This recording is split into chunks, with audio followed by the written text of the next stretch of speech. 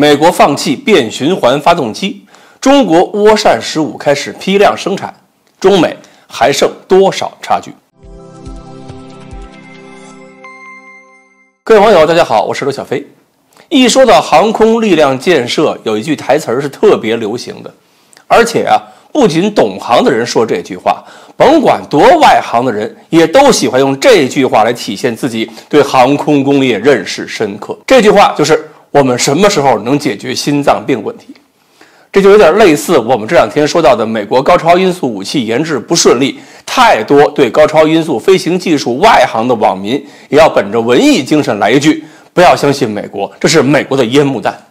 反正呢，这些网民已经有一个思维定式了，就是美国的技术水平一定比中国强大，美国自己说哪儿不行了，就一定是忽悠，谁说美国真不行了，谁就是给美国洗地。反正天天嚷嚷着不要相信美国，这些网民对美国的技术水平反而是最相信。那么现在呢，我们面对一个情况，可能又需要这些人拿出这么一个文艺风格的逻辑了。这就是美国空军部长肯德尔考虑放弃使用变循环发动机给 F-35战斗机升级，要改用一个保守的升级方案。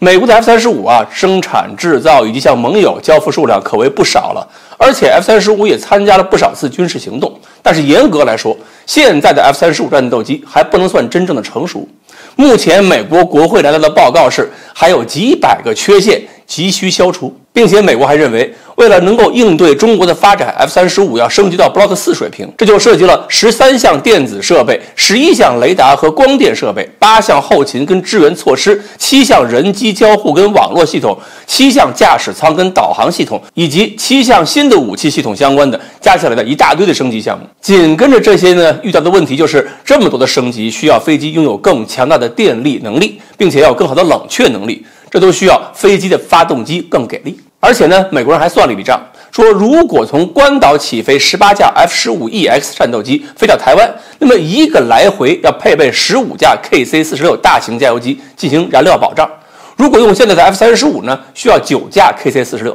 如果 F-35升级用了新的变循环发动机，那么6架 KC-46 就够用了。这样跟 F-15EX 相比，一次任务就能节省燃料费用30多万美元。那么每年全球这么多 F-35的起降加起来的话，就能省下一大笔很可观的资金。当然，这个好处还不仅仅是经济效益，使用更少的加油机意味着对加油空域的保护比以前也更简单。从空中战役组织角度来看，也减少了不少的麻烦。但是呢，肯德尔决定了放弃在 F-35上使用新的变循环发动机，而是对现有的 F-135发动机进行改进。这种改进只能让 F-35增加7%的航程，不如变循环发动机提供的增加航程的1/4，这让美国空军一些研究人员就非常的不满意。那么为什么肯德尔打算放弃呢？中国航空工业的科研人员有自己的判断，当然我们的科研人员不会无聊到说什么烟幕弹、阴谋论。他们认为，美国的变循环发动机虽然性能指标是非常好，但是考虑到结构的复杂性带来的使用和维护保养成本，会大幅度抵消节省燃料带来的经济效益。用着省，保养贵，美军还会觉得用不起，甚至还有可能这种复杂的发动机会严重的影响 F-35的妥善率。现在 F-35的妥善率就只有50%左右，美国敢不敢冒险让这个比例更低呢？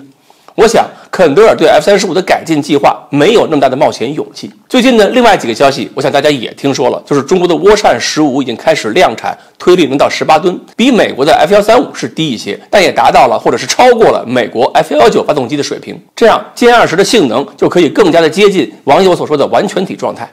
这个成功意味着中国的航空工业已经跨过了一个门槛。再加上中航工业宣布其他一些发动机进展比预期的更顺利，有些发动机第一次上这个实验台就可以发挥全功率，这也就意味着我们跟美国之间的差距很快会缩小到1代以内，而未来航空发动机领域将只有中美2国有资格竞争。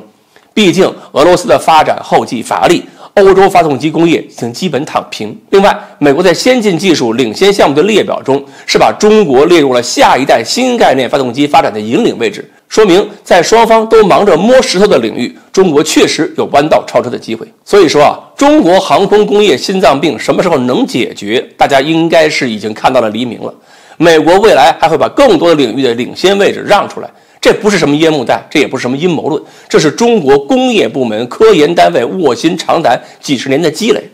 中国的科研体制里边虽然有很多不科学的管理机制，需要我们向发达国家学习和改进，但是中国科研人员是用使命感、情怀在拼，不是美国那样只凭着商业利益去驱动。这可是我们现在所拥有的谁也比不了的根本性优势。